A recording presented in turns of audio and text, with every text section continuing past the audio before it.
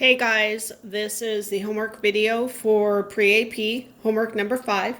As always, just remember I'm not doing the homework for you. This is just to guide you and remind you of some things, okay? So first off, there's just 5 problems, and I'm just going to remind you of things that I remind you about in the classroom, okay? On number 1, on Friday, Bailey deposited her paycheck into her bank account.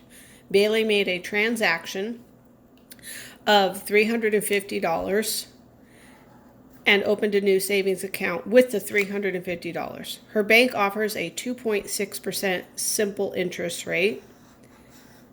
How much interest will Bailey earn after 4 years? Okay, so we want to know what the interest is going to be. Sometimes it might ask you how much will she have after the interest, which would be a little bit different question. But first off, let's talk about transactions. So a transaction is something that you go to a bank, and a transaction could be, oh, I'm going to deposit money into my account. That's a transaction. Or I'm going to take money out of my account. That's another transaction. Or I'm going to move money from one account to another, like from a checking to a savings. Those are just called transactions. It's just the action that takes place, okay? Just so you know what that is. All right, so this is a simple interest problem, and the formula for this is I equals P times R times T. I meant to put that on here. I don't know why I forgot. Remember, this is not something you have to memorize. It will be on your formula chart as it is inside your folders for STAR. If it says simple interest, just look it up, and here's the formula. We're multiplying. All you do is plug in your numbers. Remember, as in class, we're looking for the interest. That's what we don't know. The principal is, what does it start with? It starts with this. The rate is the percent, but you got to change that percent to a decimal. Now, this does have a decimal in it, but it's a percent. So to get rid of the percent, whenever, the cheat sheet way that I showed you guys is that when you're trying to turn it into a percent, you're going to move it 2 places to the right towards the percent to turn it to a percent, or multiply it by 100, because percent is always out of 100. But then to take it out of being a percent, you're going to go backwards. It's kind of like when we're doing scientific notation, or we're going from standard to scientific. When we put it in scientific, if we go to the left, we have a positive exponent. If we go to the right, we have a negative. But then if I want to take that scientific notation and turn it back into standard, I do the opposite of what I did to get it there. Okay, so that's what we're doing here. The opposite to get this here was to go to the right. Now to get it to go back, to get rid of it, undo it, I go 2 places, and that is my rate. Okay, always 2 places to the left. And then it's the time in years. It always has to be in years. In this case, it's in years times 4. And then you just multiply. Personally, I would multiply this and this first because they're whole numbers. It's a little bit easier for y'all. Then take that and multiply it by this. But hey, guess what? If you don't use this, you're going to skip a step. Just like some of you did on your test. Ms. Booth said do it like this. And some of you did it the way you wanted to do it, and you missed a step. Okay, so when I ask you to do this, it's so you'll be successful. It's not because I want you to do it my way. It's because I want you to get it right. Okay, so if you do this every time, you'll be like, oh, okay, I did step 1 and 2. Now I got to do the last one. Easy. All right. Number 2, like I said, 7th grade has a lot of mixed numbers, and you have to know how to solve them. Adding is one of the more difficult ones because you got to get a common denominator. Solve the following operation. Your answer should be in the form of a mixed number. So in class, the way I showed you how to do it is, let's take these and turn them into a improper fraction where the guy on the top is bigger than the guy on the bottom. And we do that by the circle method, where I multiply and I add. I multiply and I add, okay? 8 times 5 is 40, plus 7 is 47/8. Plus 3 times 3 is 9, plus 2 is 11, 11/3. I still can't add these guys because they don't have a common denominator. So what you want to do is you want to try to find the least common multiple of these guys. So I could say 8, 16, 24, 32, 40. And then my threes, I could say 3, 6, 9, 12, 18. I'm trying to find one where they're going to end up being in common. 21, 24. There it is. 24 is my common denominator. So then I rewrite this out of 24. Out of 24. Okay? Because they got to have the same denominator. Well, 8 times 3 is 24.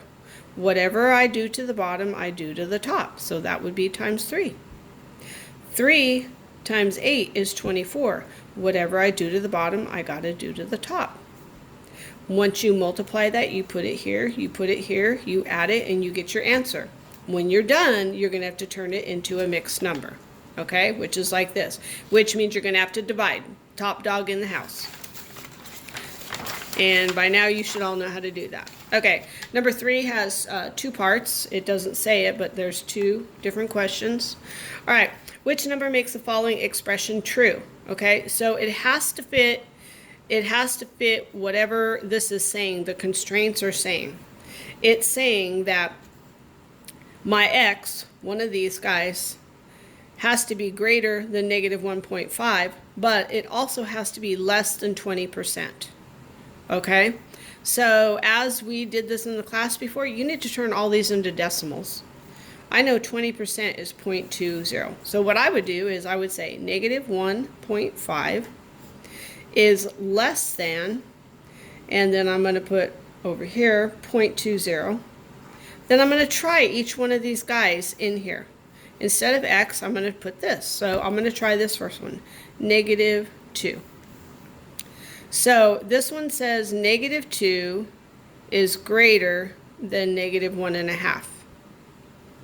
Well, on a number line,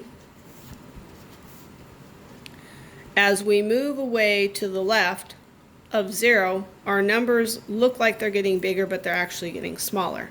So in this case, negative 2 is actually smaller. Negative 2 is smaller than negative 1.5. Negative 1.5 is right here. Negative 2 is further from 0. So it's not true. Now, negative 2 is less than 20%, but it doesn't fit this guy. It has to fit both sides to be true. So A is not true. You try these other ones, turn them into decimals, fit them in here just like this, and see, does it work on the left and the right? It has to work on both sides, okay? Number 3, the second part is which one has an order from least to greatest, or we would call that ascending from the bottom to the top. So remember, negatives are always going to be smaller, so that means C is gone right away. And remember the rule, the further it is from 0 going to the left, the smaller it is, and figure out which is the least. Combine like terms. So in here I have some constants and I have some coefficients with the variable. We did this in class. Do it in different colors. Do it in boxes or circles. So I'm going to combine like terms. I'm going to do my m's. I have a positive 6m, a positive 15m, and a negative 1m. Those are like terms, okay? All those, I can combine them and get a certain amount of m's, okay? But then I also have a positive 8, a negative 9, and a positive 12. Now remember, once I get these, I can't add them together because they're not the same. The m's are like, here's like I have 1, 2, 3, 4, 5. I've got 6 m's. Okay, and over here I got 1, 2, 3, 4, 5, 6, 7, 8. They're not alike.